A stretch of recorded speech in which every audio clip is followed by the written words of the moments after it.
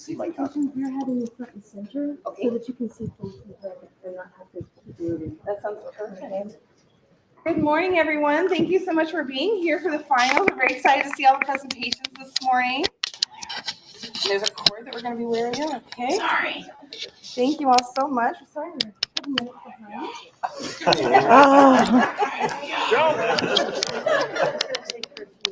Oh, okay. Skillfully done that. When we sit, you're on the one hand. We will be having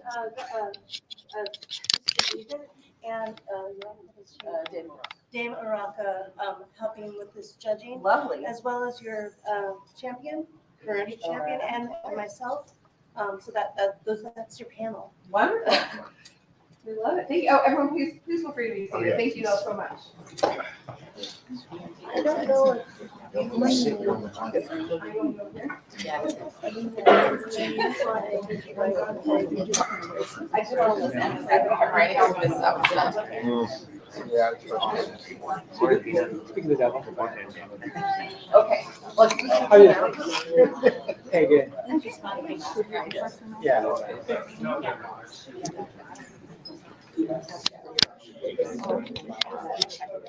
Ooh, a morning session?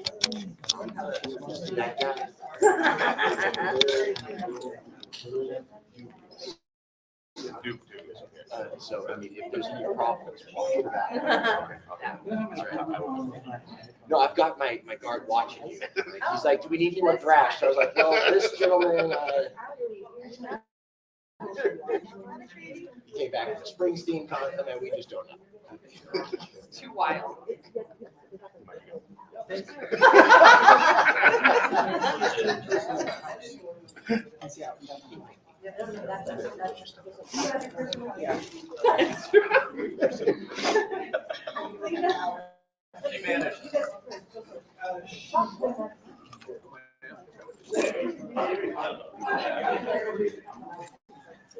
Your Majesty, champion, assembled nobles, people of Ontir, I'm Stierkar Jarlskal, member of the Order of the Laurel, and I'm very pleased to introduce your first of the two finalists for the Kingdom Arts and Sciences Championship today, and that is my apprentice.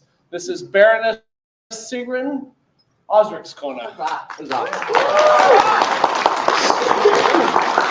As you are no doubt about to hear, she is a master, mistress, whatever your gender-neutral term of preference is, of the metalworking arts, going to display and discuss the process of repoussé and chasing, an art from antiquity through the modern era, of which she is, as you can see, a skilled master and becoming even more so. Please, a round of applause for my apprentice. Your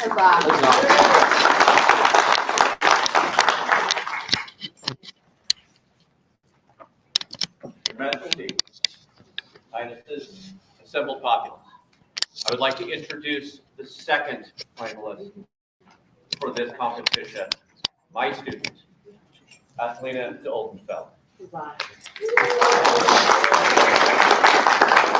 She is an exceptional researcher, a skilled craftsperson, both in the construction of shoes and, as you will see today, in her research into the farsetto and the various inner workings of said garment. And I look forward to all of you seeing the wonderful research that I have seen out of athletes.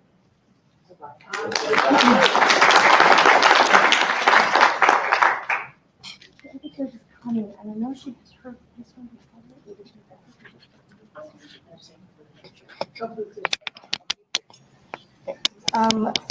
We do have another judge coming down. She has listened to your thing to begin with. Would you be willing to start?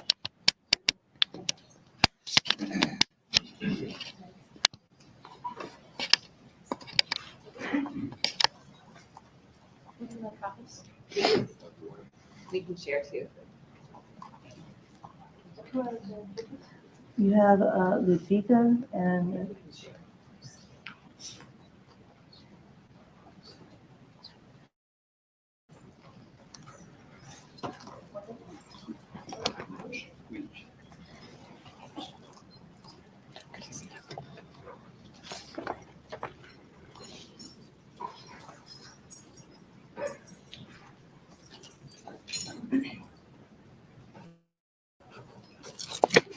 Thank you. Good morning, and thank you for coming out this morning to hear all about the insides of a falsetto, which at first glance may not seem very exciting, but it all started when I got involved with a household that does rapier, and I wanted to make a rapier doublet, and I wondered where to start, and I've never done anything before other than rectangular construction, very simple, no padding, no layers, and I'm not very good at just kind of winging it. So I started looking into what is this thing? So without further ado, I know nobody likes wordy PowerPoints, and I'm sorry about that, but think of this more as sort of a prompt for my caffeine-deprived brain this morning. The pictures may be handy for you, but feel free to ignore the words.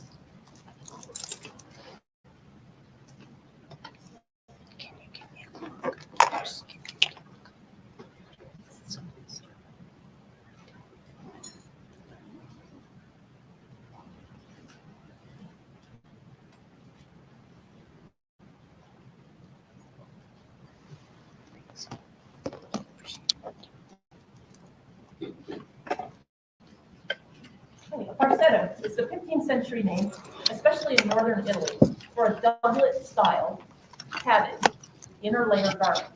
It would be worn over the camicia and under an outer layer of some type. The lower arm, one of the characteristics is it's very big. It goes up over the elbow, as in earlier style martial type garments, which gives you a lot of freedom of movement. This is extremely comfortable. I can't wear it right now because of the buttons. But if I stick this on, I forget it's on. It's so comfortable. And it's padded. I was thinking, wow, it would be great to have this padding layer to keep from getting bruises on my forearm.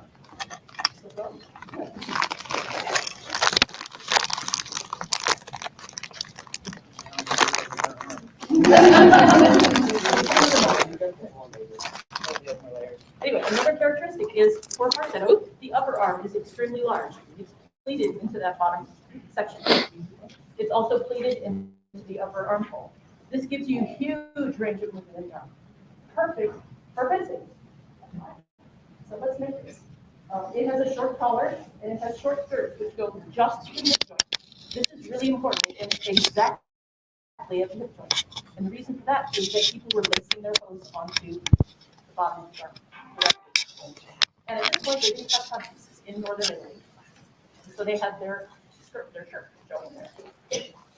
And it was buttoned up the front, almost universally.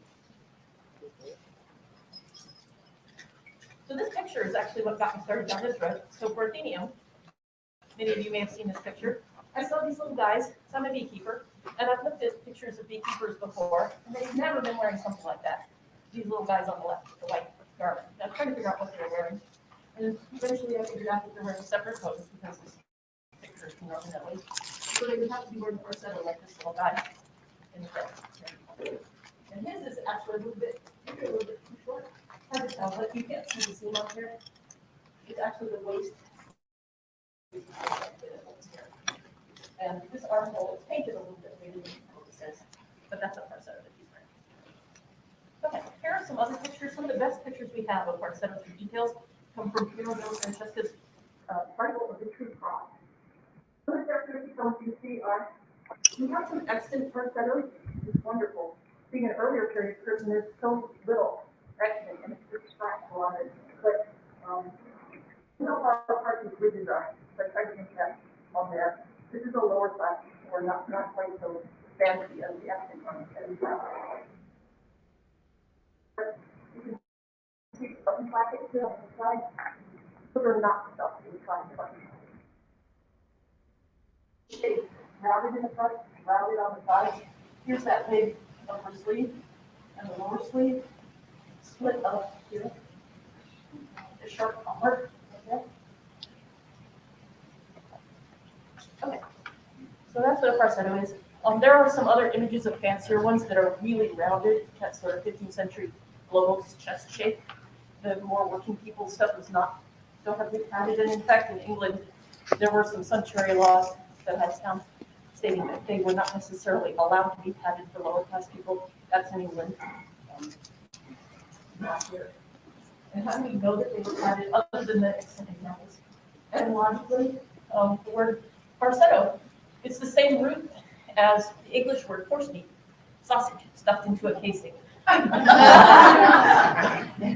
Also, the documentation that I found has the whole derivation of it, including the word partis. And I thought, oh great, I get to use the word partis. But then I saw on the schedule that someone was scheduled to present the greatest part I've ever told. I thought, well, I won't win on that point. But then they backed out, so here we are. Also, we had an inventory of a falsetto shop, which included pounds of stuffing material, weight of stuffing material, and other references which I found later. And then the two extant falsettos, which I mentioned. One of Pandolfo de Zernaltesta from 38 years earlier, and one from Diego Cabanilla, 16 years later, slightly further south in Italy.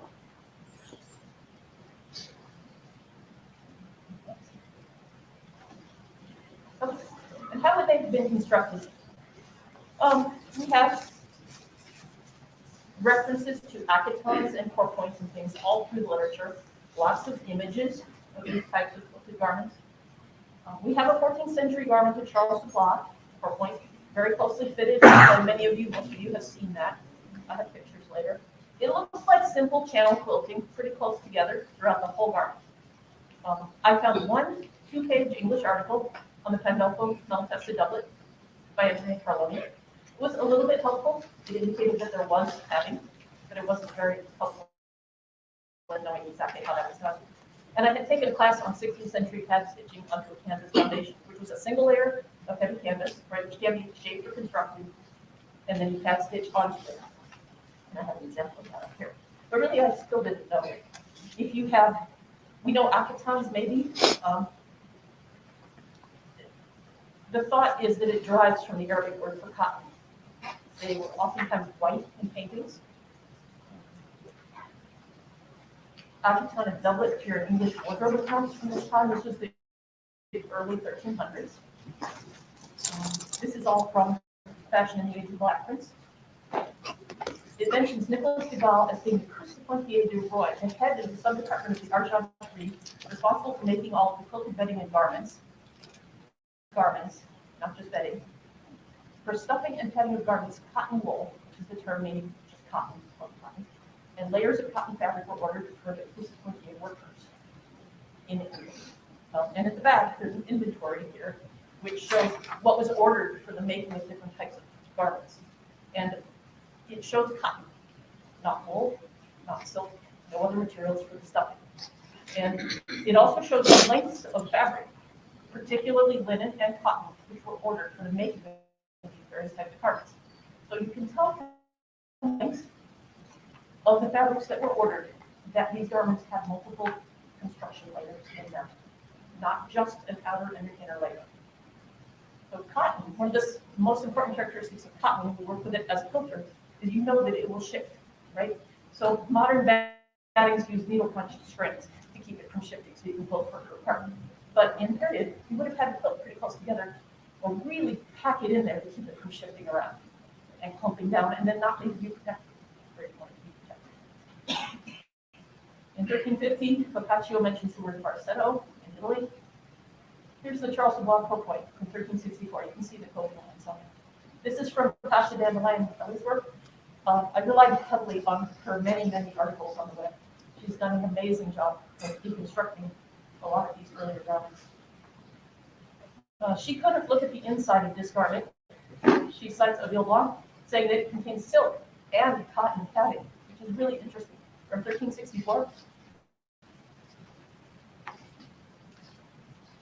1366, 1399, England, the account of John of Reading mentions silk cowpocks as a outer fabric, and that they're sewn all over. Now, cowpock is not the type of garment I'm looking at. It doesn't have a front closure. It's stuffed with cotton and lined with linen, but it's a similar garment. France, 1378, the pourpoint of Charles VI, cotton batting, rolled and compressed into channels. This one, Tasha Kelly really looked closely into this. She was able to have a grant to get in there and take apart the layers and look at how they were built. And she really published a very thorough article on this. It's amazing. And I'll show you some pictures of that in a minute. But the conclusions were, it was stitched on a frame. So there were multiple layers in between. The main body of the garment has 2 quilted sandwiches in it. They were both quilted, each one was quilted on a frame. It made a D-shaped profile with a flat side and a bumpy side, and the 2 flat sides are placed together and attached only at the edges so that it floats freely and those grooves don't line up. They allow you to get stabbed through grooves where they line up. It's actually cool. And then the outer fabric was carefully pitched on afterwards so that the inner quilting doesn't show through on the outside. The stuffing was really firmly done though. It was cotton and it was rolled up really tightly, and there's a suggestion that it was actually wetted to make it pack down even more. And this garment, the channels, let's see, there's a picture. It still holds its shape to this day, very firm. This is the 2 quilt sandwiches attached at the edges. You can see the double V shapes. Frame quilting is really hard, especially on something like this. You have to have 2 hands go through like this. You have to get it back down in the right place. I know some of you may have done this, but it's very time consuming. And especially when you're trying to keep that one roll of batting wedged up against the other one. She made a replica garment. She talks about how difficult it was. But another advantage of it is no shrinkage. So you lay out your pattern to the size you want, you quilt right on top of it, and starting from the middle, working outwards, shaping the channels, smaller at one end, larger at the other, you can create these 3-dimensional shapes. And it's very sturdy. It was protected really well against blows. That shows some of the 3-dimensional shapes. And this shows the channel shape.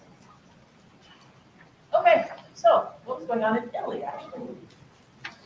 This is the burial doublet of Pandolfo Malatesta Parson. It had 4 fibers combined in the bed, which I've never seen that before anywhere. Cotton, silk, hemp, wool, and linen. 5. Can't count yet. Appearance of batting is consistent with fibers that have been combined, perhaps by carding, that's my thought, and likely wet felting. I'll show you a picture of that bit. It is described as being sandwiched between 2 layers of linen canvas. So this is all from a document which I received from Terry Pineborough, who scanned it and sent it to me, but it has multiple chapters in it, written all in Italian by the restorers who looked at this garment. And even within that, they weren't that concerned with the interior construction, but there were little hints here and there for what was done. It was sandwiched between 2 layers of linen canvas. So we know it had at least 1 quilt sandwich in it. It was quilted decoratively through all layers. I can see there's a diagram in there. The quilting stitches were really far apart. So that tells us something too. The felted wool fibers may have allowed the decorative stitching to be that widely spaced without having the batting shape. The wool, this is something I've had an aha moment when I started doing this process, is just how springy that wool is, and the felting keeps it from shifting. So you don't need to quilt so closely. It's really springy and locked compared to plain cotton batting. It's also much lighter in weight. The wool regulates temperature, moisture, and thermal environment. The silk makes it lighter. The cellulose fibers provide firmness and substance. Okay, that's another flat layout picture of this. There's super fine stitching on the collar and these sleeves here. Super fine.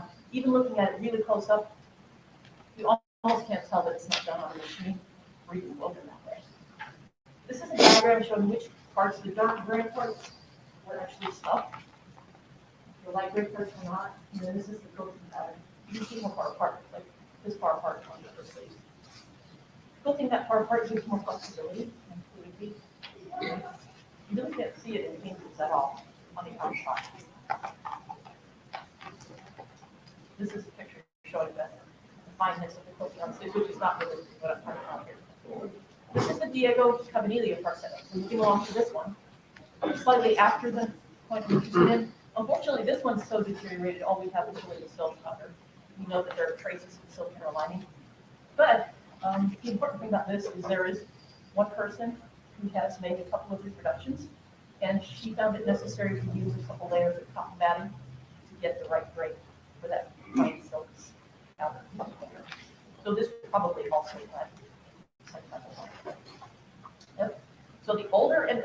characteristics, to sort of sum up, designed for similar purposes, were mostly described as and found with stuffing of batting cotton, and rarely cotton and silk. They were worked either straight in Bottitura schietta or rolled and stuffed tightly into channels. And this came from the work of Erlindo, who's a modern Italian costume historian, and that was translated by Liz Jones, and also touched in Line Kelly. There are two different ways of doing the batting, according to these particular modern costume historians. One is the casing style, where you roll up. That's particularly protective against percussive strikes and things like that. Of course, there's also, let me not leave this out, linen, quilted linen jackets. We have multiple layers of linen stitched through. And that's really good against the cuts. This is a different. Okay. Any loose batting has to be trapped tightly between two linen interlining layers and must be closely quilted to prevent shipping if it's made of cotton. At least one existing example has two layers to prevent the plastic and was definitely quilted on the frame. So the waist fibers, or blending them for performance characteristics. So the advantages of the lofty batting. So this is what felting helps wool stick together. You're not familiar with that.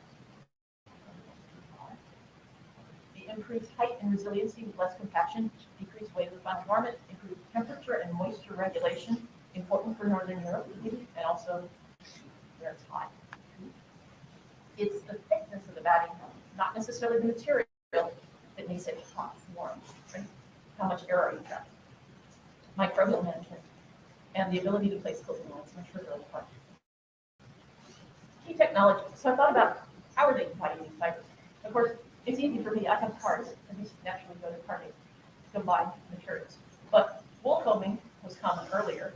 When did carding become generally used? I never really thought about it, and maybe some of you have done more detailed research on this. But what I found was that in the early part of the 1300s, this image is from the Luttrell Psalter, 1325, is when carding became quite widespread, the preparation of fibers. There are references to bowing, which is using a bow string to loosen cotton fibers and give lock. That was commonly used for mattresses and things like that. It could also be used for maybe akatons. It was done in the vicinity of the city where parcettos and mattresses were sold. But would it work on silk? It seems unlikely. It's really good with short staple fibers. It's not necessarily going to work on something long staple. There are references that it was used in England on wool that didn't make it through the carding for the combing process because it's too short. This wool could also be bowed and fluffed up and used as something. But other than that, I just don't think bowing worked out well, and especially to blend fibers. There's got to be a setting. Carding is really good at blending fibers together, and it adds air. It creates this high volume. So perhaps after carding became widespread in Europe, tailors may have realized it was a great way to create loft and garment shape, especially these big exaggerated shapes that they were really liking at the time. So you no longer need to firmly track the batting between the two canvas layers. Maybe you can go to one canvas layer instead. Certainly people still use wide wool, but it's less lofty, it's denser and lumpier, and certainly less good for fine tailoring. Big wordy slide. Was this the idea of the Europeans? And did it happen all at once? Probably not. I'm really interested in looking into this. That's also, Moda Alferenza, which is the Italian costuming Bible, for a little bit later on. In the inventory of Eleanor of Toledo, many of the garments are listed as feltro, as part of their components. There's an outer, an inner doppio, and feltro. So there's some felt line in there. And this, I'm thinking this is transition towards tailoring techniques. And I just think that once the use of multiple interlining layers is not necessary, that might have been a way in which things shifted towards the 16th century. And this is the show and tell part of it. So I'd like to see if anybody has questions and then kind of share This is the pre-felting batting. Pass this around. This is a combined bat of all the fibers.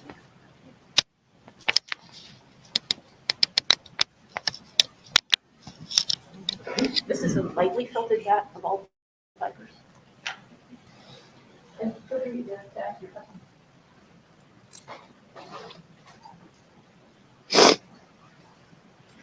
These are the rollags or rolled up of each of the individual 4 fibers. I didn't do them because it's a cellulose fiber. It's similar to linen. And this is after they were wetted and felted a little bit and then rolled up. Yes, so this is wool, this is linen, this is long staple cotton, which is really soft. And this is the mulberry silk. No.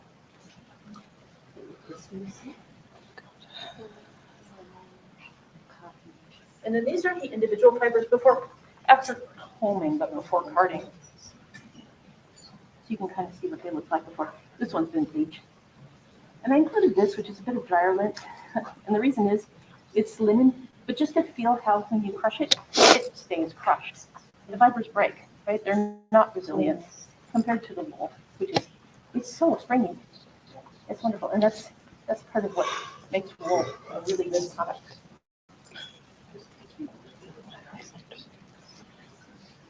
And then I have a sample here. This is just some machine quilting, but it shows how the flexibility of the fabric changes with the width of the channels on a small scale, but it's the same on a larger scale. And then this is a sample, just hand quilting, of batting in channels. This was done flat, like the frame quilting. You can see the D profile here, further apart and narrower. And this is done with that combined batting. And then wider, and you can see how much more fluid it is here. None of these were framed, just these 2.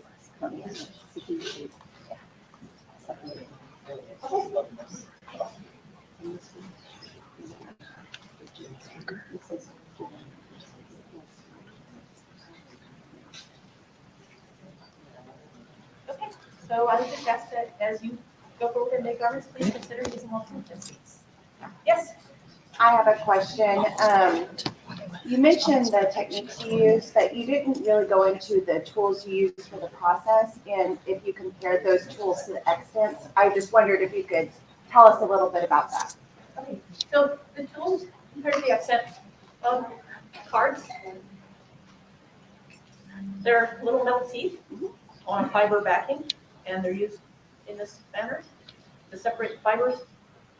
Compared to the extant tools, there's the image from the literal altar. Okay. I'm not aware of extant parts, if there are any from this general time period. Okay. Other than images and descriptions of cards.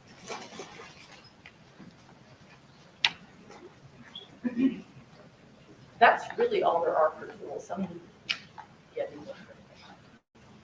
You use the same tools for any of the fibers? I use the same tools on all fibers. Okay. Yes. And as far as loading the cards, you just take the fiber and you just press it onto the cards a little at a time. So I'm trying to get a different layer, and it pulls a little bit out, and that's important for the ones like the mulberry soap, which is really kind of compacted and the linen. Did you happen to try the combing way? I did, yeah. I have little ones, and it doesn't have the same thing. And in fact, with the silk, it's so long that you immediately start into a fight with it. You need all these teeth to sort of pull all the little fibers apart. It's like brushing your hair. If you have really knotty hair, right, you want a super fine comb. Try to sort of tease or brush to tease all of those knots apart gently, rather than getting in there with like a 3-foot comb and yanking on that knot. I know, I'm really hair. I would not want to use that on my hair. Fair enough. But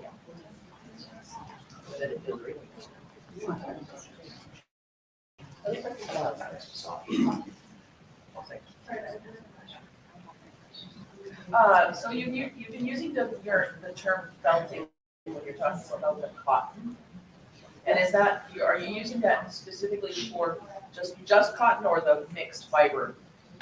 For the mixed fiber bath, because I don't felt right. Cotton doesn't felt, it doesn't have scales. Right. Okay. So when I say that I felt it, what I mean is I treated all the fibers the same. Okay. In making the little, I just placing them in a little bit basin of water. Just kind of agitated them a little bit. They're not heavily melted with hot water. What ratios of fiber content are you using for your finished product? That's a really excellent question. This is sort of a preliminary experiment, and I was putting 4 fibers into one. It wasn't that precise, but I'm just trying to get kind of 25, 25, 25, 25. And the extant garment, we don't know. It's that picture.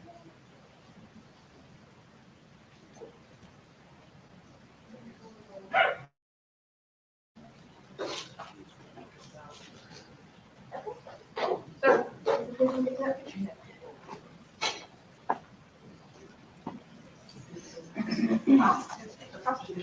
sorry guys, here we go.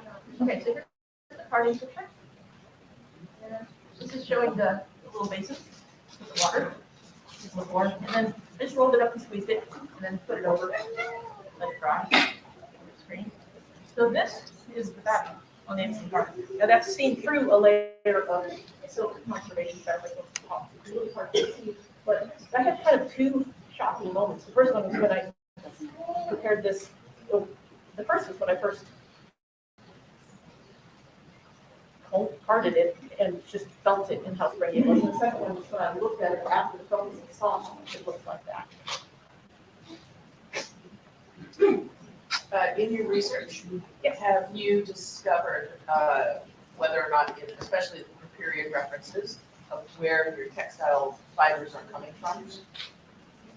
So the in England, here, it's a textile merchant from Lucas who is selling things, the ingredients, materials, sorry, for the Africans and things like that to London.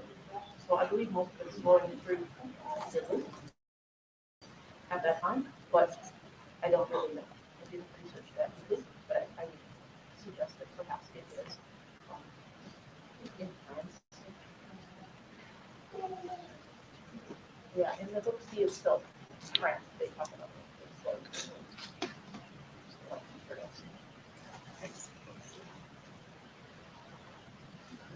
Yes. You have made a couple of comments about the microbial stuff. Could you elaborate more about what you're? Yes. So Ruth Goodman, how to be a tutor. So she is the historian who did the Tudor Farm series, and she's spoken about having lived in these period environments for extended periods of time during clothes, and that people have noticed that when they're wearing only linen and wool, that they don't have body odor the way that they would when they're wearing modern materials, cotton, and especially synthetics.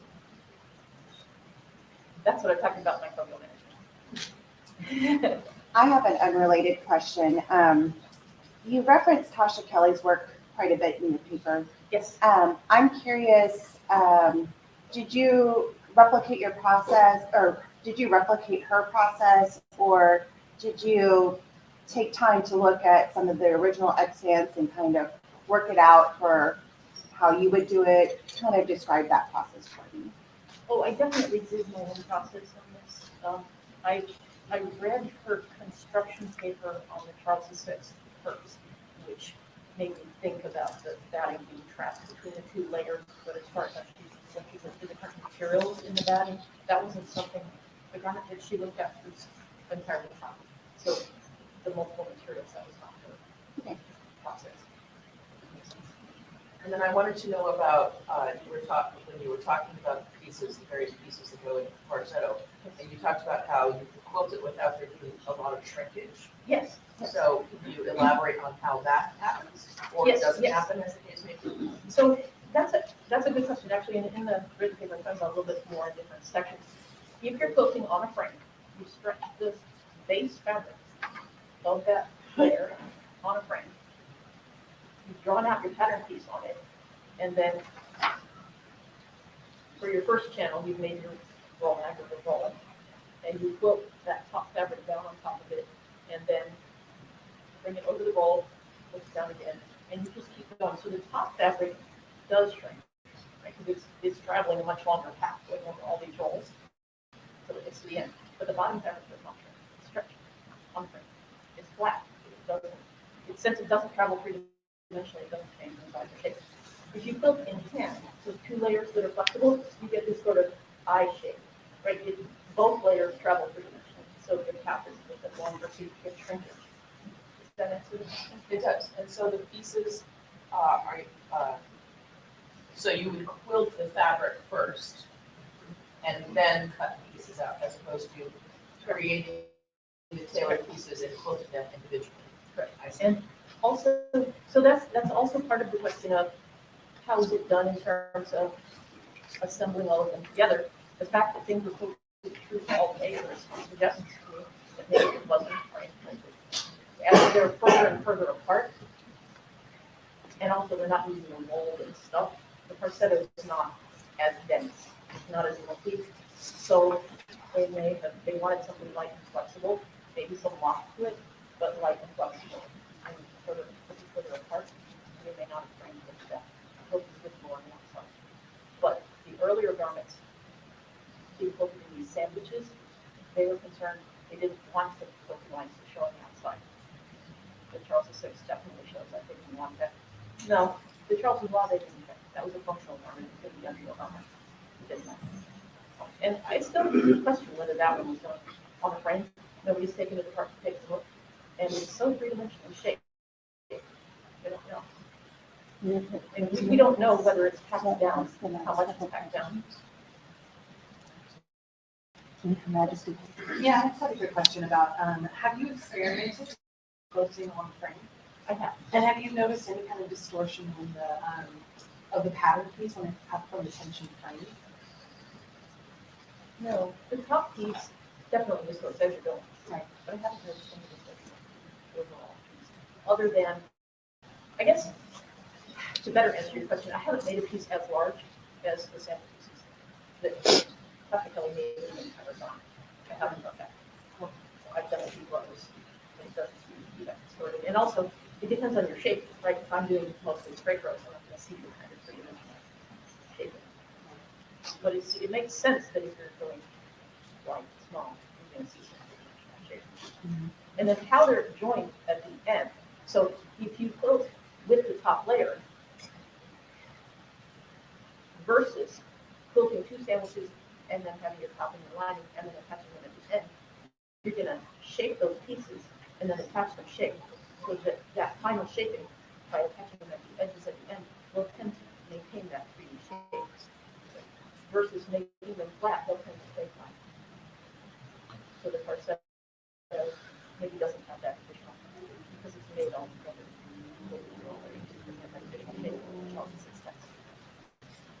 So you've talked a lot about, and you've read a lot about how it's been done in period, and other people who have done studies and done recreations. So, I'd like to know, you mentioned an aha moment earlier. Is there something that you, in your experimentation, that you have discovered that maybe your written documentation didn't enlighten you to? Well, number one, I think that the written documentation describes this as a mixture of lace fibers. I don't think that's true at all. And number two, they didn't talk at all about how to practice. Part of this is my theory.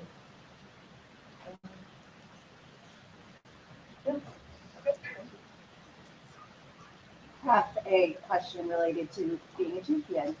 If you were to win this competition, can you tell me a little bit about what your tenure would look like?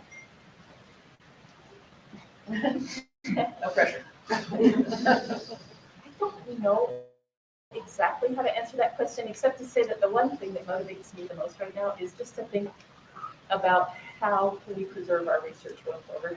I feel like we need to do better because all of you do so much, and how do we keep that alive? How sad it is when we all go out to do research and we find all these broken knives.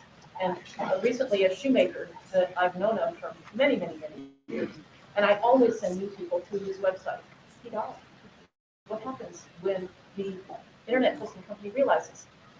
And or we lost, the realm of Venus for the Italian customers. It's such a huge loss to everybody. How do we preserve our research? So that's what it is. Thank you. Thank you.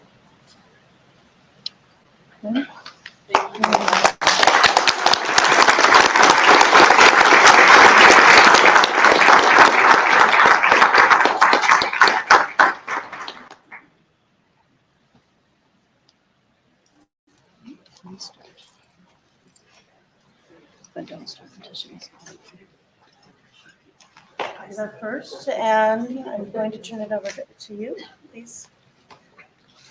Thank you, Your Grace. Your Majesty.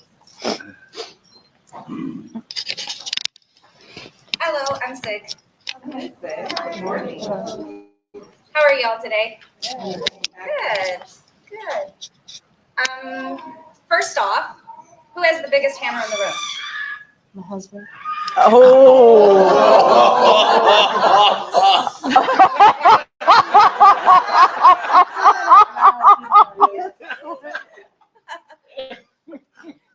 has the most hammers in the room? My husband. Your husband. I'm here today to talk about repoussé and chasing.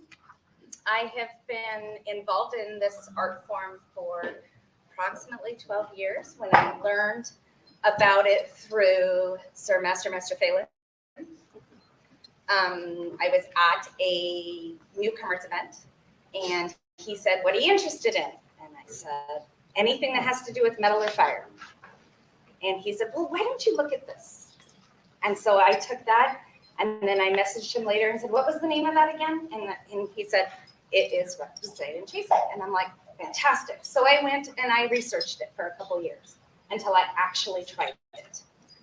And the first time I tried it, I had a stump outside my house, which I was living in a 200 square foot cabin, but that's a different story.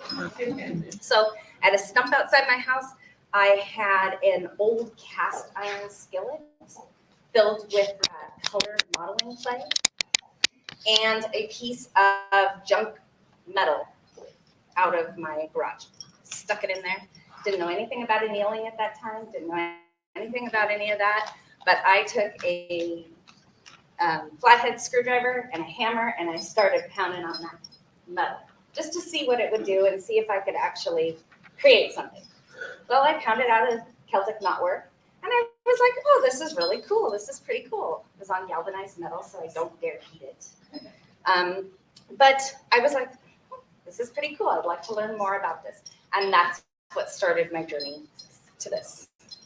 So at this point, I started learning more about repoussé and chasing and where it originated from, where it came from, how people did it, how it was what tools were made, how they were transformed over a period of time, and those kind of things. Repoussé is actually derives from a French word. It means to push from the back. So I take embosser tools and I will put my metal in my pitch and I will push the metal out from the back to the front, which creates a low relief design on the front. At that point, I can go ahead and flip my metal over and do some chasing. And chasing doesn't necessarily have to happen with repoussé. It can happen all on its own, like Duke Staircar uses chasing a lot in his Damascene to add detail to his surface work. Chasing is also used in a Japanese version of this procedure, which is called uchidashi, which means that you take the metal, you can dish it out from the back, you flip it over, fill it with pitch, put it in your pitch bowl, and then you gather the metal from the outsides to create the relief on the insides, and then you chase out your design from there. And it's a really neat procedure. I really enjoy doing that one as well as the repoussé and chasing, but it's just another culture, another way of doing the same kind of metal work and achieving the same result. What I know about repoussé and chasing is that it dates back from antiquity. There are some examples of rudimentary Repoussé in 8700 BC on a copper pendant. You can see his eyebrows are sticking out, and the slits of his eyes are kind of sticking out away from the flat piece of the metal. So that's kind of a rudimentary version of Repoussé. Didn't really see any evidence of chasing or anything like that on that piece in that example from 8700. And it also originated in what we now know as Iraq. So very, very old time period, very old piece of history there.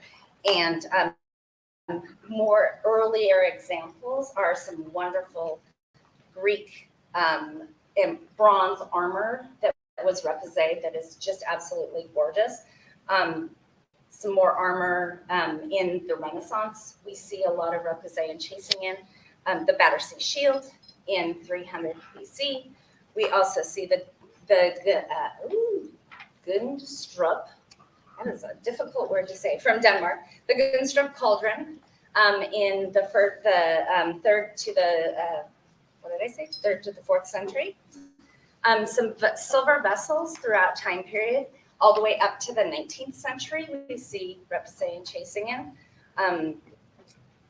Armor plates from Renaissance, the lion's armor, which was my focus on this this entry here.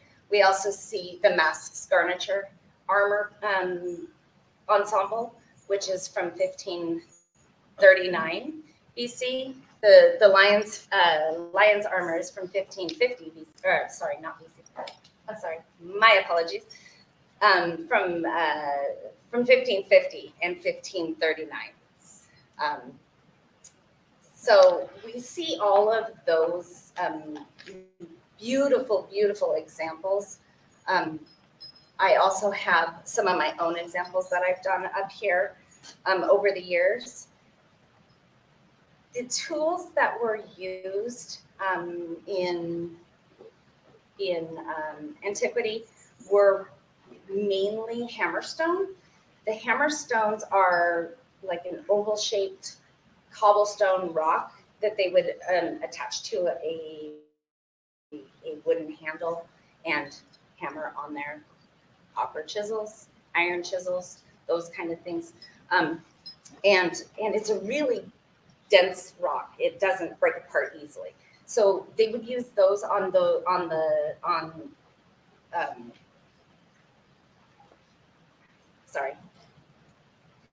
they would use those on like the copper chisels and the iron chisels, and as well as flint chisels.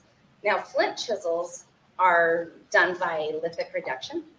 They would take the early settlers of the ancient civilizations would take flint, and they would kind of use the hammerstones to reduce it down to a chisel-like state, and then they would use that to do their Repoussé and chasing with. Antlers and hardwoods were used as soft hammers on stone chisels. So when they would make stone chisels out of just carving the stone out, they would make, a shape of a stone chisel, and they would use those soft hammers so as to not damage those stone chisels over a period of time, because if you hit stone on stone, it's going to eventually crack, and they didn't want to do that. Prior to 3000 BC, copper chisels were used, as well as around 3000 BC, bronze chisels were used. And so we see some examples of those in those pictures there. About 4000 BC, they started doing castings where they could potentially take the copper ore and the iron ore out of the ground and melt it down and put it into molds and make their own shape of tools and those kind of things. Whereas before, they were limited to the size of tools that they could make from what they could pull out of the ground. And so they would chunk off a piece of copper but they were limited to what they could make out of that piece of copper by hammering it down and stuff. Whereas with the casting, they could make whatever size shape they wanted to, according to whatever mold they were using. Bronze Age came about in about 3000 BC, and we see where they smelted copper and tin together to create bronze, and therefore they started casting their own bronze tools at that point in time, which is much denser material, much harder material than copper itself. And so they would go ahead and I know I'm saying they a lot, and I apologize. It's people in ancient civilizations in Europe, India, North America, those areas, but they would take the bronze, make bronze hammerheads, put it on wooden handles. They would cast out bronze anvils and use those, and more chisels. You know, there is some examples of some dies made, like forming dies that are made in bronze and used in metal forming. So you would put the die down. It's like a form. Put the die down. You take your metal, put it over, hammer it down, make a design, and it's a way of mass producing whatever item you're trying to make at that time. The hammers themselves went from hammerstone to bronze to iron to steel that we see today. Most of my tools are all steel. Anvils went from flat rock to cast bronze to iron shaped anvils to steel plated iron shaped anvils to what we have now, which is mostly iron, right? But with that steel component, that harder steel component. Around 1200 BC, they decided and figured out how to start carbonizing steel. Although it was not really refined up until about 1200 AD, they started refining it, and it got better and better and less streaky by the 15th, 16th century. And if you look at the armor in the masks garniture and you analyze the material that was used in the masks garniture, it did have some streaks of wrought iron through it. It wasn't a pure steel at that point in time. So they hadn't quite completely refined the production of steel at that point in time, but it was really, really close. It was harder than it had ever been with the addition of carbonization, and it was lighter than it had ever been because you're taking so much of that wrought iron and reducing it to a thinner, lighter plate. So come the 16th century, more refined, more evolved. And then when we get into the 19th century, obviously, we have rolled steel. So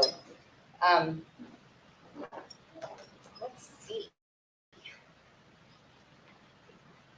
My process of repoussé and chasing is very simple. It hasn't changed much over the years. We still use pitch. We still use hammers. We still use some kind of a chisel, whether it's an embosser, whether it's a planisher, whether it's a liner. We still use those items as ancient civilizations would have used during those time periods, although they are of different composition. I use steel. Obviously, it's readily available. It's easy to make my own tools that way. I can make any shape, size, whatever I want, as well as purchase them readily made. So it's a very easy material to work with. The pitch itself was some kind of a resin, more like a pine resin. Had some additional properties in it, some oils, some lard, those kind of things to make it. This is Vanna.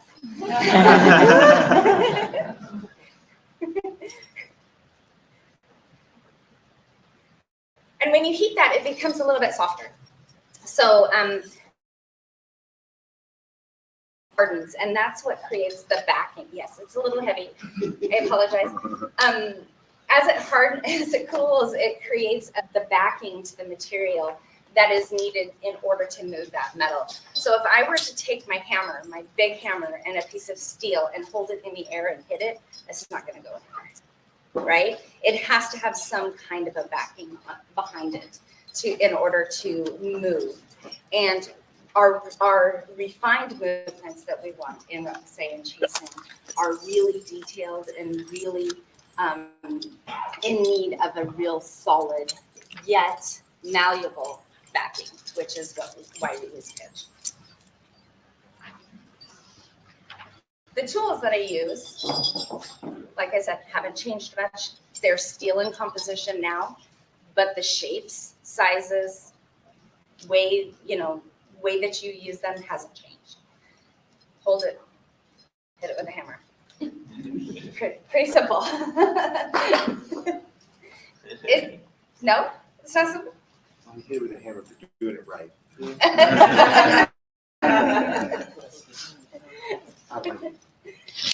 My hammers are chasing hammers. I have a variation of sizes, and I have 5 different chasing hammers in various sizes and weights. So you can definitely feel the difference in a small hammer. That's sort of nice, light detail work in chasing, and the difference in a heavier hammer. And here's a middle hammer. So you can definitely feel the different weights at the head. I have 5 different weights. I use 2 other hammers. They're ball peen hammers. They're more modern in construction, but they're heavier, and I use that on my steel because the small chasing hammers won't move the steel like it to. I also use an itty bitty. I have a bigger one, but this is my travel anvil. I have a little bitty anvil. I do use this on a regular basis on my workbench instead of going outside and using the big, gigantic anvil. But I do use this quite a bit because I'm working in small pieces. I'm not working huge, pieces of metal. But I do use my little anvil. He's adorable. I have a smaller one too.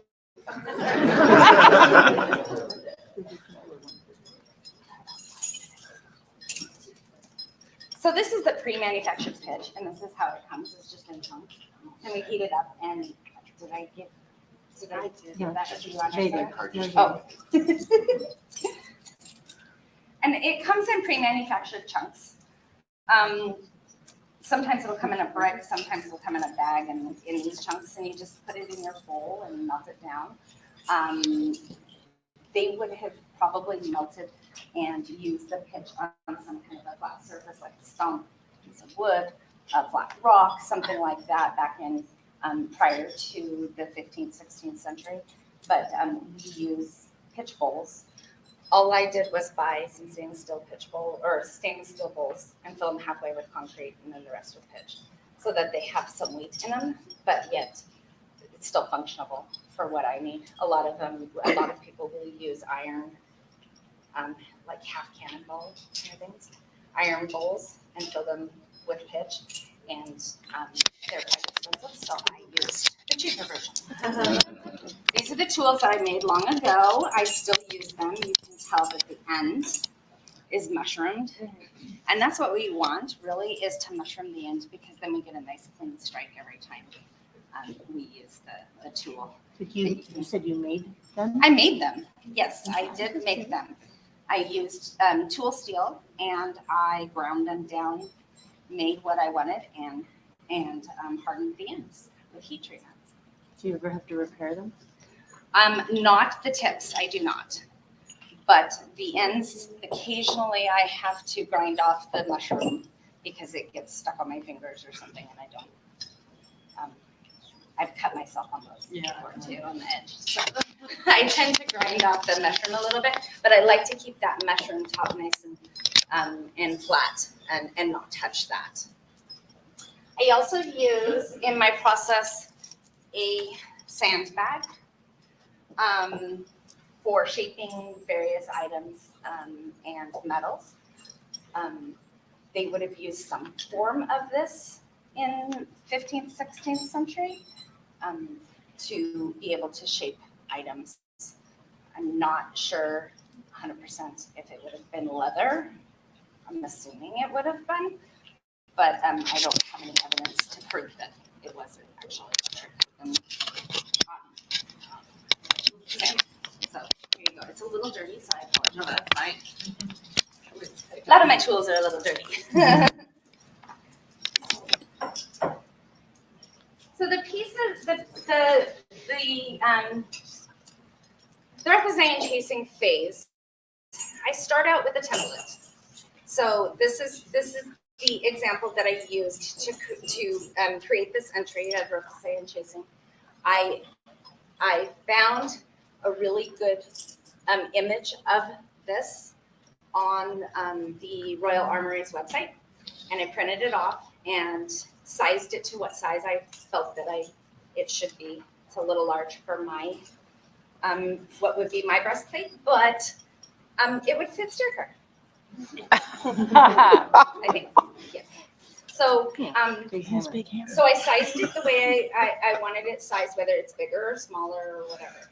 And then I took some low tack adhesive, so like rubber cement or something like that, put it on the back of my template and stuck it to my metal.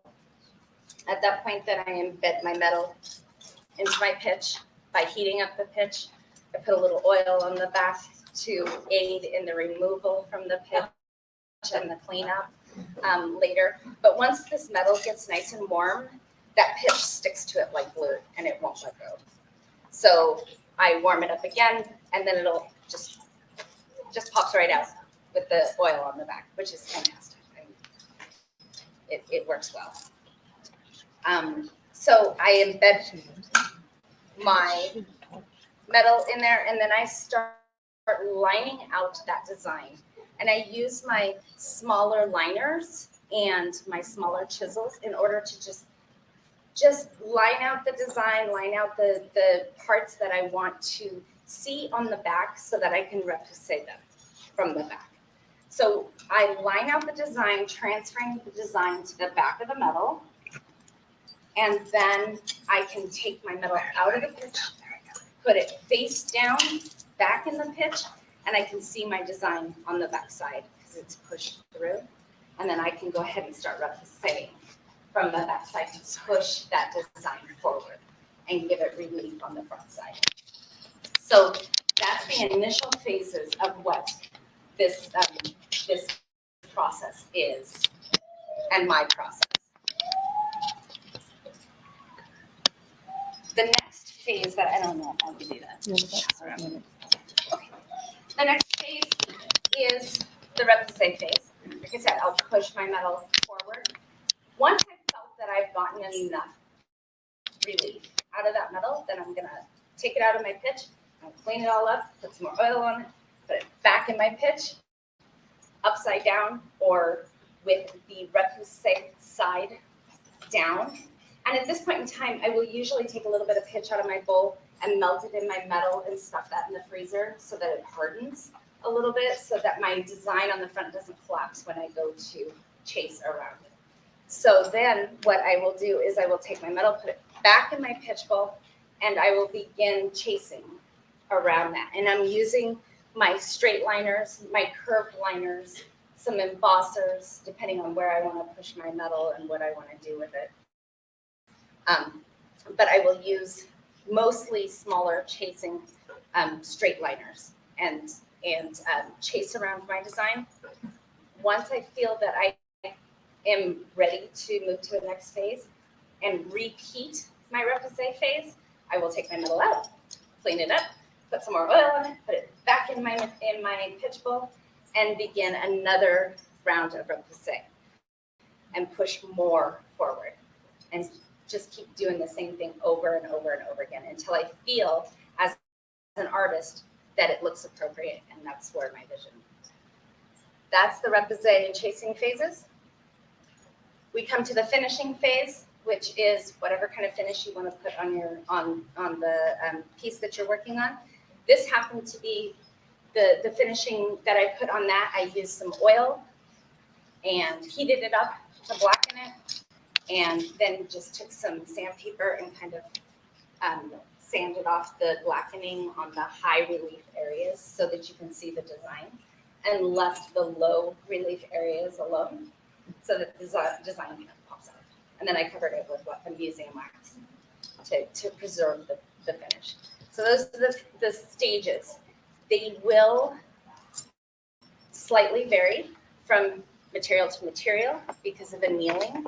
Annealing is heating your metal to a red hot state or a mildly low red state.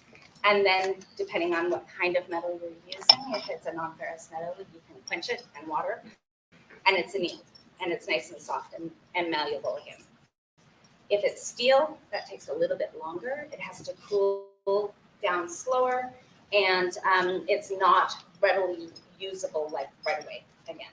So I really like to work with non-ferrous metals like silver, bronze. I really like bronze. I love gold. I'd love to work in gold.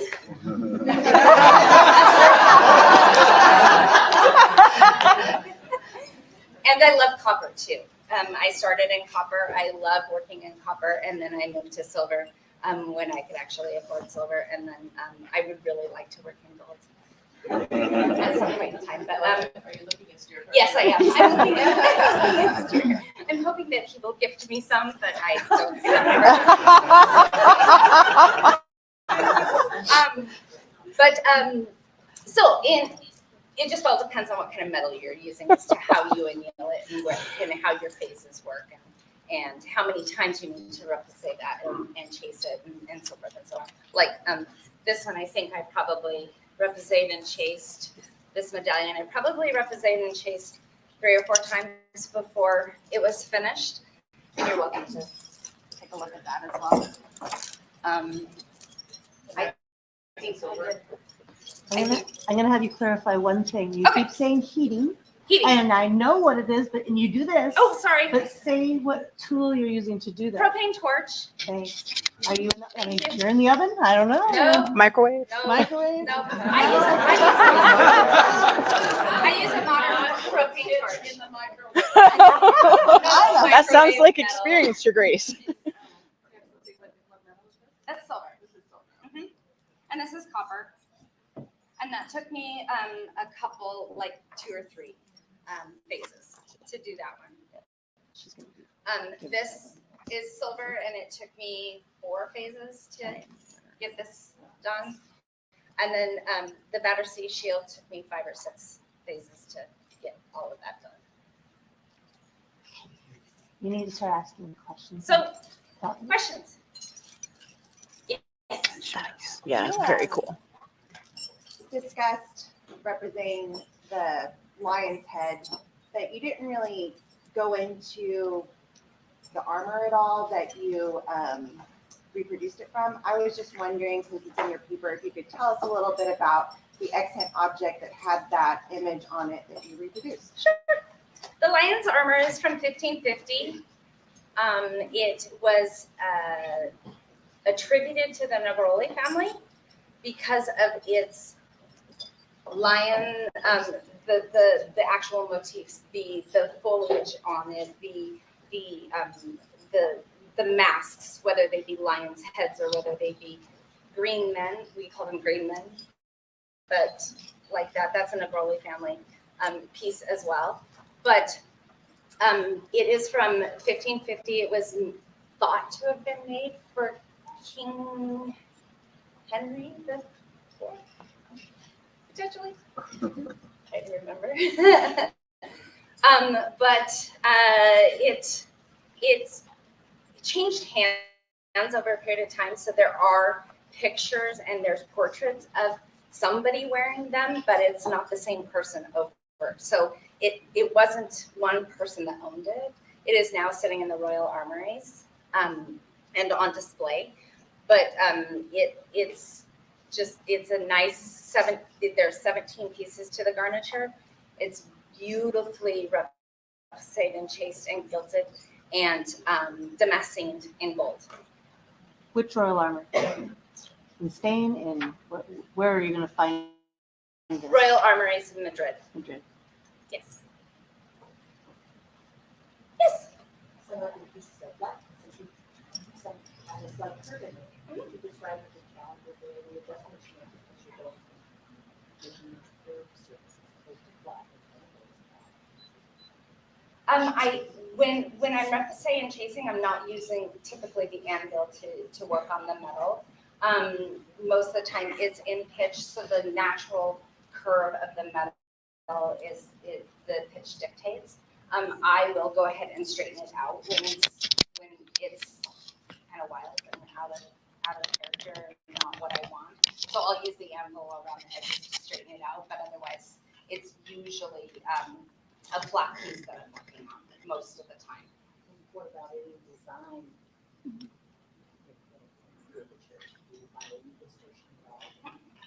Not usually.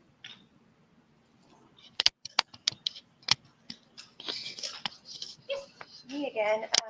So you talked about your hammers, and you also mentioned that you use rubber cement and torches. This is a few different questions all at once, so I'm sorry about that. But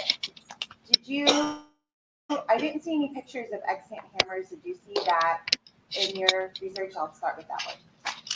Of extant hammers? Yes. Yes, there actually are pictures in the history I of saw the repoussé. rocks.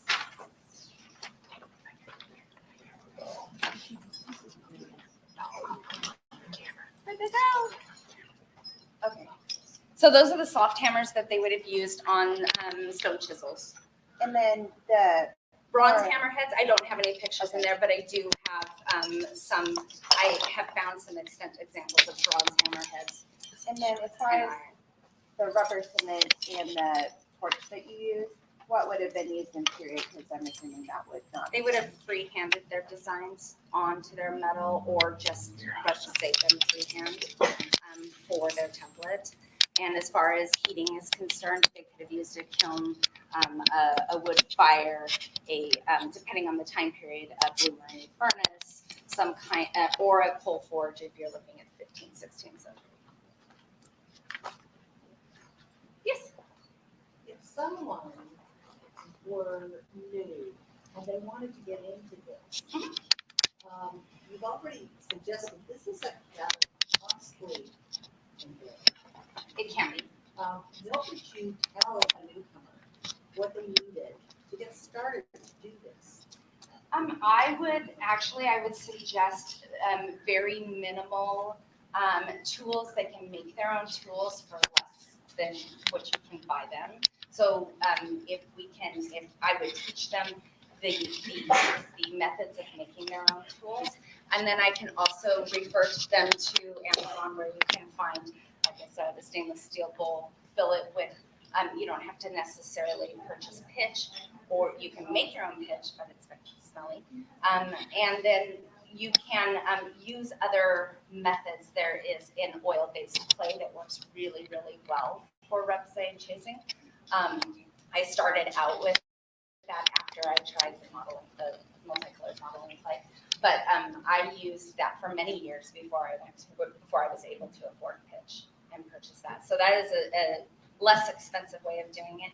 Hammers, you can use any hammer. You don't need to have chasing hammers. You don't need to have fancy hammers to do it. I've just upgraded over the years. And I didn't have these items until a couple years ago. So I used just regular bulking hammers and whatever I could find in my shop, to be honest.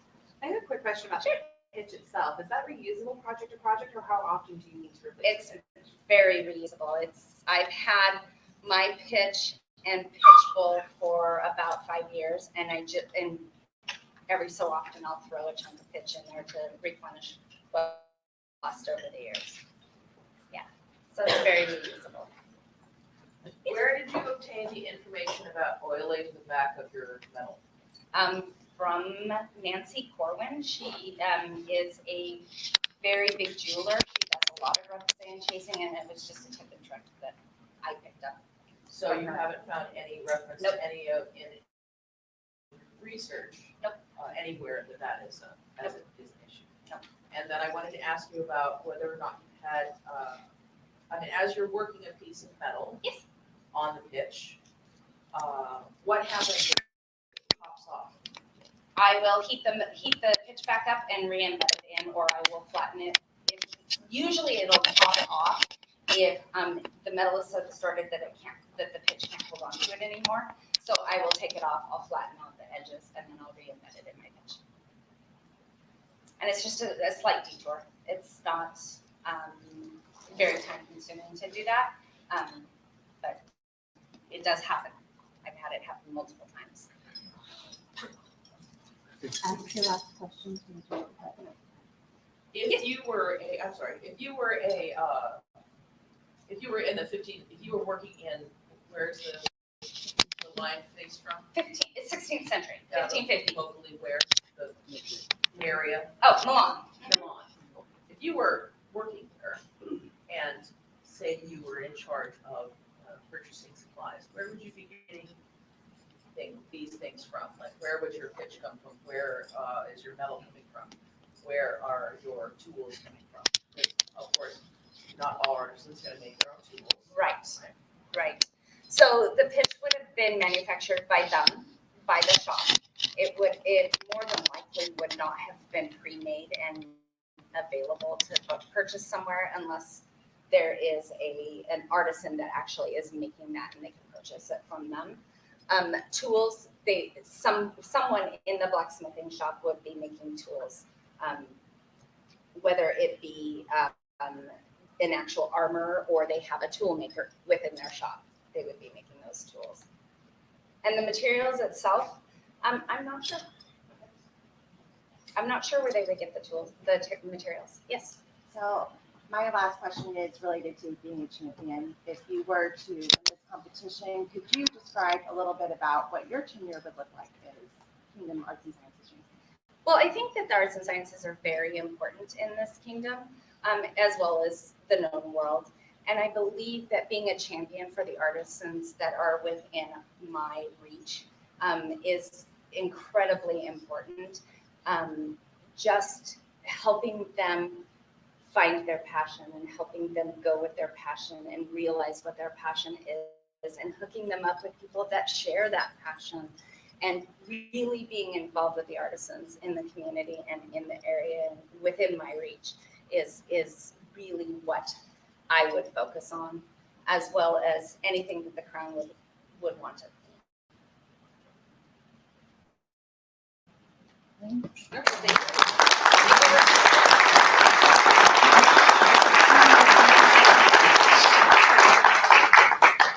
Your Majesty.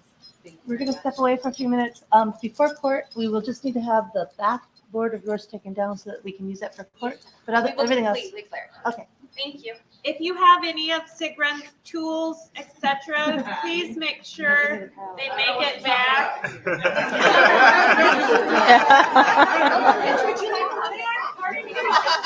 Not a cardigan. I know. Thank you. Put it in the microwave? Microwave. bowl So in much the microwave. information. My phone is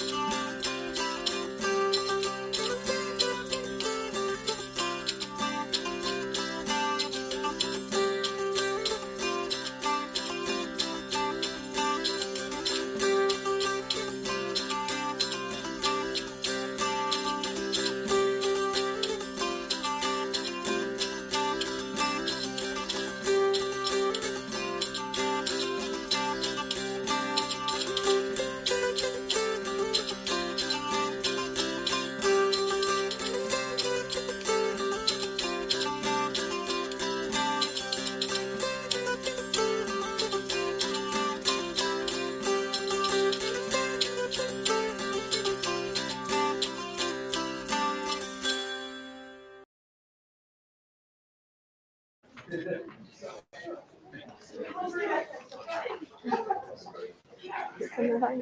come the prince and princess. Good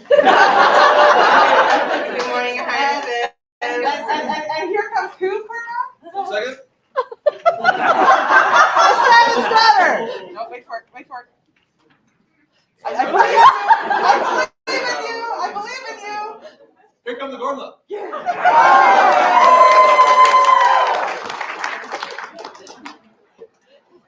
Here resumes the court of Antir. You have their majesty's leave to draw an eye and make yourselves comfortable. We made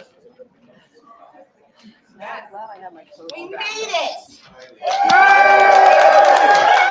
It's been an amazing weekend full of so much awesomeness. We had an incredible arts and sciences competition. We had a wonderful Rapier championship. And I could not be more humbled and thrilled to be amongst all of you as we end out the court for this event.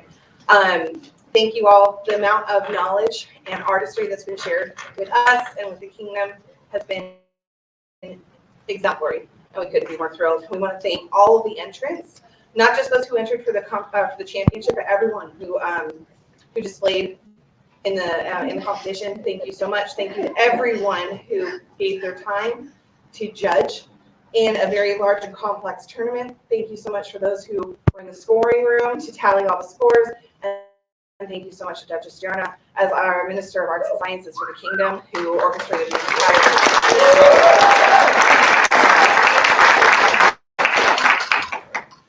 Lady Elizabeth North requests a word with the court. Pleasure, come forward.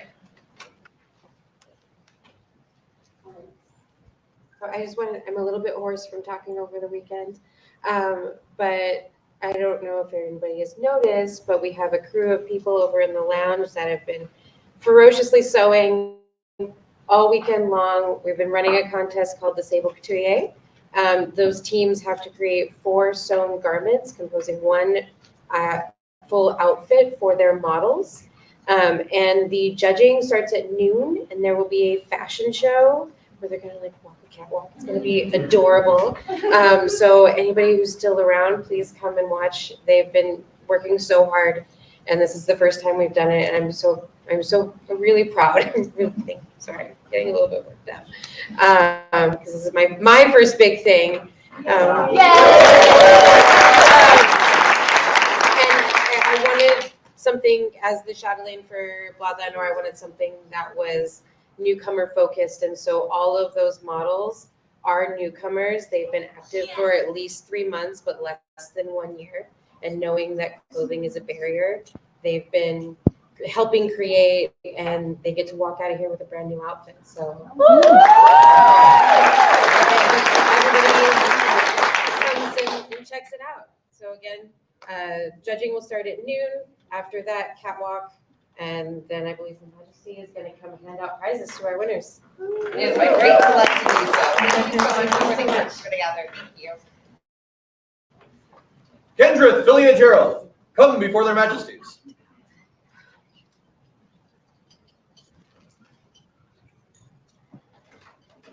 You'll have to forgive me. No, please do. Please do. We can come down to you. No forgiveness needed. We understand that you've taken on a new position in our kingdom. Yes, I am the Anna Wintour of. I love this great general has volunteered to be the Kingdom Chronicler for the Kingdom of Ontario, a required office, and one that is very valued in our kingdom. It is a requirement to post so much information in our kingdom newsletter, and the work that's been done by your predecessors and that you continued on has been extremely valuable. Kendra, Philia, Gerald, their majesties have chosen you to succeed to the office of Kingdom Chronicler. Are you prepared to undertake the tasks and responsibilities of that great office of state that you've been doing for at least a month now? To serve the Kingdom of Ontario and to swear fealty to their majesties. Sure. Do you now swear fealty to Athos and Eleonora, your undoubted sovereigns, that you will faithfully discharge your office, obeying their majesties' lawful commands in all matters that concern this realm, upholding the crown and kingdom of Ontario, and mindful that the harmony of the kingdom springs from your own deeds, that you will deal courteously and fairly with those of every degree, so long as their majesties remain sovereigns of Ontario? Dang, that's a lot of responsibility. Oh, yeah. And we, for our part, do swear fealty to you, our chronicler of Antir. We promise to protect and defend you and those of your household, so long as we remain sovereigns of Antir. So say we, Athos, king. And so say we, Alienora, queen. Henceforth be chronicler of this our kingdom, Antir. The newest king of Chronicler, a giant dog! Thora, your Safari, Arts and Sciences Champion of Antir, come before their majesties. Greetings, champion. Hello. Thor, you have nobly served our kingdom as Arts and Sciences Champion of Antir. In accordance with the laws and customs of this kingdom, we now release you from your office with our deepest thanks for your service. I return your key. I return to your keeping this champion book Along with these tokens of office. along with the tokens of office that your cups are sitting on. Excellent. Excellent. We wish to honor you for your service to our kingdom.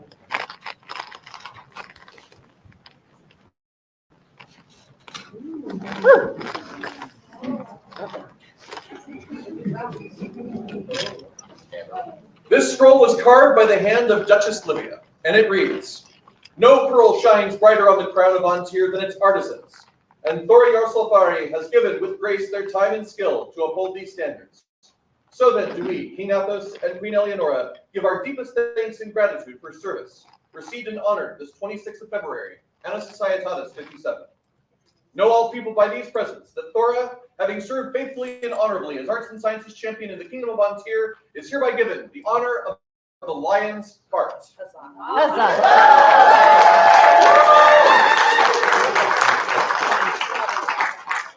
For Thora Yarsalfari, hip hip! Hip hip! Hip hip!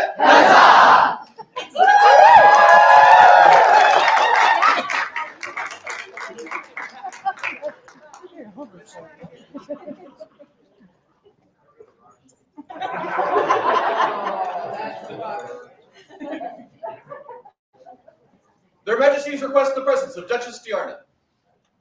Your Grace, we understand that there's a victor in our championship today. There is. I found my staff of office. Excellent. Don't mess with her. It does feel very forceful, and I'm happy to do my last announcement for this event. We are going to call forward the Arts and Sciences Champion for this next coming year. Would Athelina?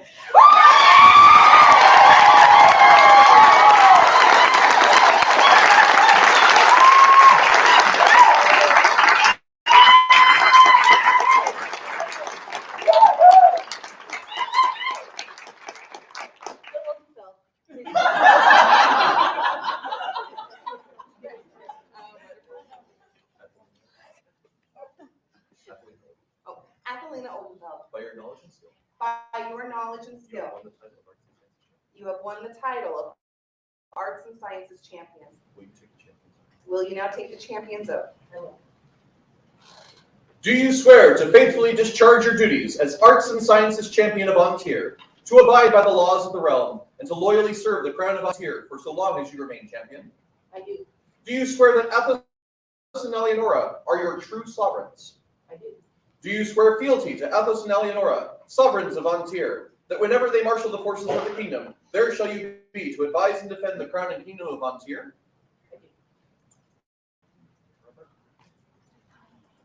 And we, for our part, do swear fealty to you, our Arts and Sciences Champion. We promise to protect and defend you and those of your household, so long as we remain sovereigns of Antir. So say we, Athos, king, Antir. And so also do we say, Alienora, queen, Antir. We accept your honor. We accept your homage, And a symbol of your station, and a symbol is your station. we give you this cloak, We give you this cloak, and grant you the rights and duties and grant you the rights and duties due to the true arts and sciences champion. due to the true Arts and Sciences Champion of Antir. Among these, a place at our court. Among these, a place at our court, and the right to stand by our side. and the right to stand by our side. Will the representative of the Moneyers Guild please come forward?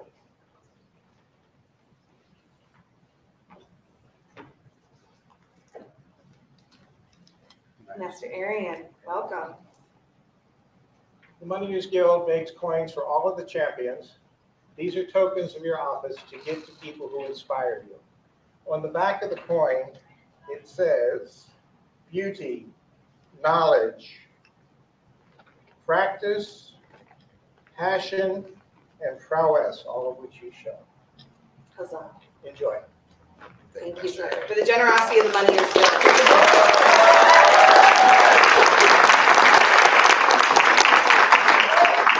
Please now take your rightful place in our court. For the new Arts and Sciences champion, hip hip!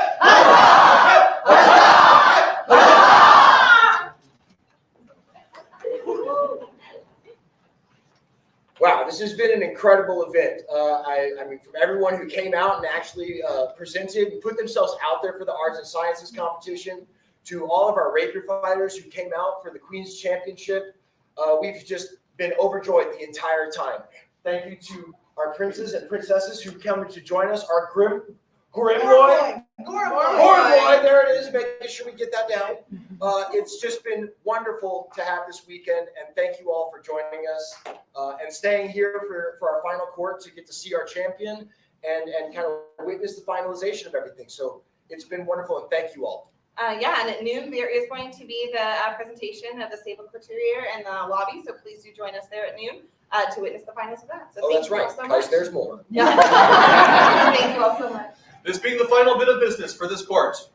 Thus concludes the court of Athos and Eleonora, crowns of Antir. Long live King Athos! Long live King Athos! Long live Queen Eleonora! Long live Queen Eleonora! For their highnesses of the summits, huzzah! Huzzah! For the Gormley of Thierry, huzzah! Huzzah! For the Baronage of Glymm, huzzah! Huzzah! For our glorious kingdom, Christ raise her name to the skies! Antir! Antir! Antir! You have their majesty's leave to depart and be about the days